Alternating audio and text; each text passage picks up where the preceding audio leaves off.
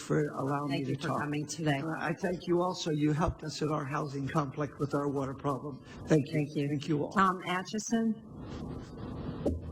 and Robert Cottrell and Nancy Hansen.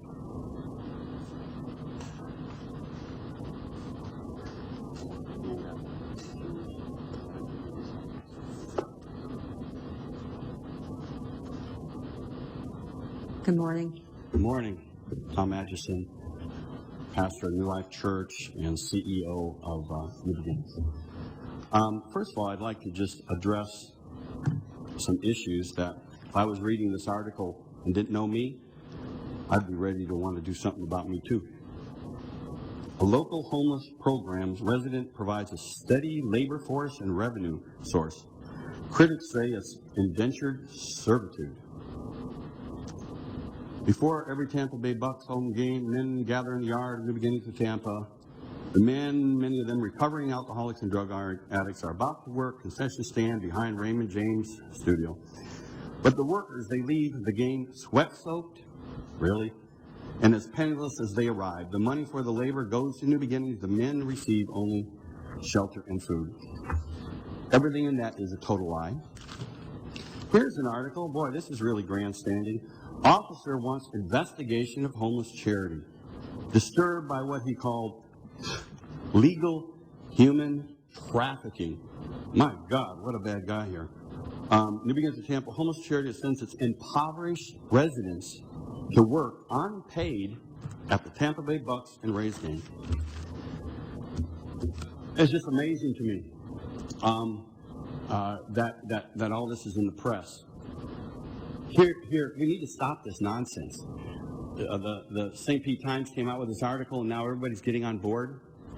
One of the commissioners it's all over the news now, is asking for a federal investigation on slave traders. Stop the nonsense, please. Listen to the credible people, not some people that we kicked out of the program, that have gone to the press, that have gone to people. I got on my email a text yesterday. This is what I'm having to deal with. It says, I got an appointment at St. Pete Times tomorrow. They're paying me $500 for my story. And then he goes on to call me what I am, and that he says I am. And then he says, you pay me, I'll keep my lips shut. I told him to go get the $500 and go get an apartment. Do the story. That's what we're dealing with. But listen to the people who actually, instead of just reading an article, listen to some people we've kicked out, actually are credible. Joe Capitano, go ask him about our program. His son was in our program. He will tell you about our program. How about Sister Mary over at St. Peter Claver, where right now we're providing 200 meals a day for them, free of charge, because they have a problem with their feeding program.